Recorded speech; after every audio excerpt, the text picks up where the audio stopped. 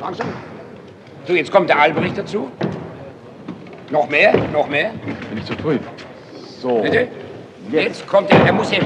Und wenn er ganz da ist, schneller rauf. Mit beispielloser Intensität und allen Mitteln der Technik probt Herbert von Karajan für seine Salzburger Osterfestspiele Rheingold von Richard Wagner. Noch ohne Orchester. Die Musik kommt bei den Proben vom Tonband. So konzentriert sich Karajan ganz auf die szenische Regie. Ein riesiger Kran soll die Rheintöchter im ersten Akt schwimmen lassen. Hoch!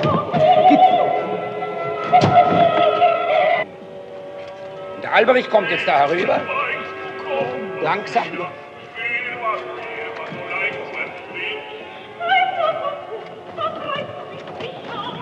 Hinauf! Karajan probt 10 Stunden am Tag. Seine Sänger drillt er, gleichsam im Playback-Verfahren, zu minutiöser Perfektion. Nicht minder die Beleuchtung und die Bühnentechnik. Der Chef, wie er hier heißt, macht jede Einzelheit selber vor. Langsam herunter und Sie fahren zu gleicher Zeit vor. Und wenn dann die Flossilde ganz unten ist, hier geht's ganz schnell hinauf. Und sie dreht sich um. Ja. Was mit der Musik? Achtung! So jetzt. Komm, herunter. Vorfahren, vorfahren. Vorfahren. Hinauf! Gut, danke vielmals. Herr von Karajan, Sie proben jetzt Rheingold. Das ist die Fortsetzung Ihres Osterfestspielplans, wenn ich so sagen darf. Haben Sie an der generellen Konzeption der Festspiele nach den Erfahrungen vom vorigen Jahr irgendetwas ändern müssen? Nein, eigentlich nicht. Es hat wirklich so gut gegangen, dass wir die Dinge so weitermachen und eigentlich nur weiter ausgebaut, natürlich nach dem Programm, das wir uns gesetzt haben. Ich glaube, die Vorteile sind einmal ökonomischer, arbeitsökonomischer, aber auch ökonomischer Art, weil sie ja hier quasi Ihr eigener Unternehmer ist. Ist das richtig? Sind die Vorteile hauptsächlich darin zu sehen? Ich glaube, der wirkliche Vorteil ist die Harmonie der Arbeit, die dadurch hergestellt wird, dass Menschen, die von überall herkommen, aber deswegen herkommen, weil sie wirklich mitmachen wollen aus Freude an der Sache. Und diese alle zusammen sehen wir so deutlich, dass innerhalb 3 oder 4 Tagen sind sie im wahrsten Sinne des Wortes ein echtes Ensemble. Weil jeder hat nur das im Kopf. Es fährt niemand weg. Sie sind in einer Arbeit vereinigt. Es gibt keine Nebeninteressen.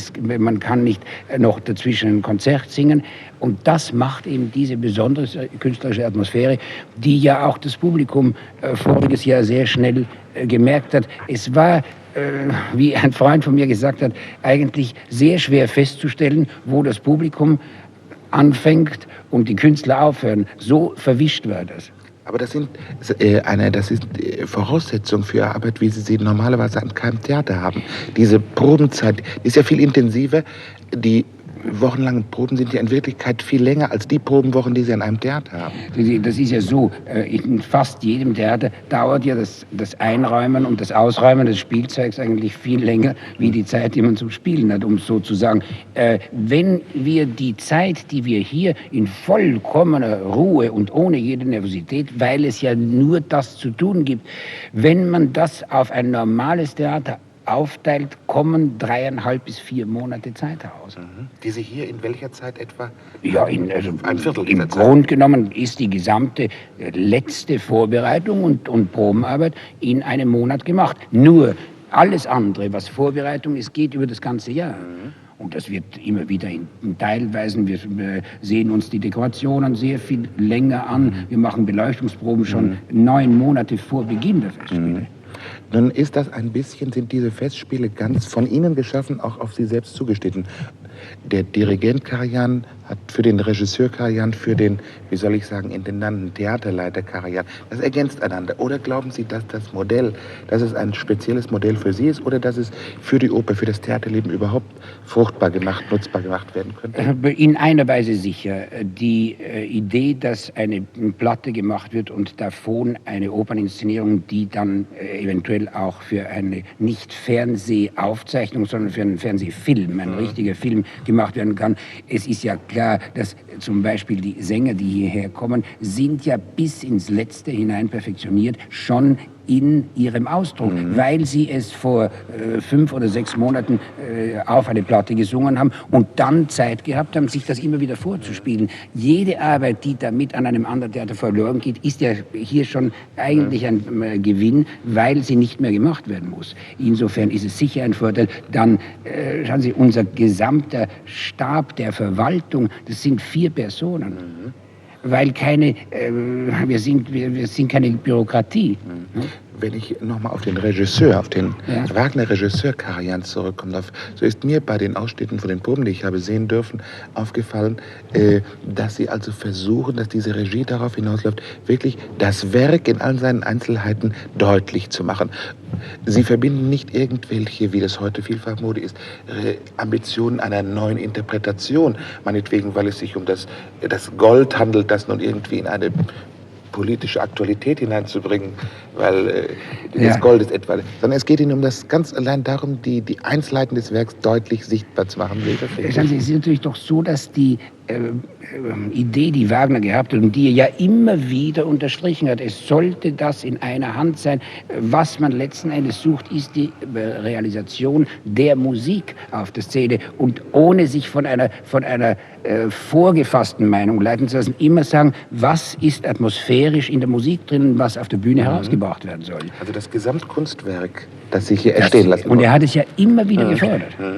Es ist eine Sache, mag vielleicht noch ganz interessant sein, dass man weiß von einer Probe, in der Wagner selbst, also allerdings mit Klavier, eine Probe geleitet hat und er hat dirigiert. Und wie es fertig war, hat er gesagt, wer sich nennenswert von der Grenze, also ungefähr 2 Stunden entfernt und länger wird, geht an dem Sinn des Werkes vorbei.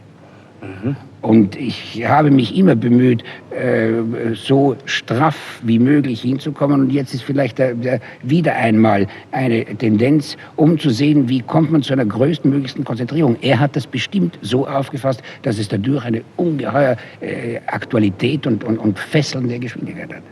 Und darf ich noch am Schluss eine persönliche Frage anführen? Sie haben mitten in dieser Probearbeit, werden Sie Ihren 60. Geburtstag nun nicht feiern, aber begehen ist vielleicht das Wort. Mir sind diese Feiern nicht wahnsinnig wichtig. Und schauen Sie eines an. Sie haben hier das wirklich wunderbarst ausgestattete Theater, das hat man sich in vielen Jahren so hergerichtet. Es ist mein Orchester da und es sind die besten Sänger und vor allem auch im technischen Personal, die Spitzenkräfte des ganzen Theaters hier versammelt. Ist das nicht eigentlich das schönste Geburtstagsgeschenk, was man haben kann?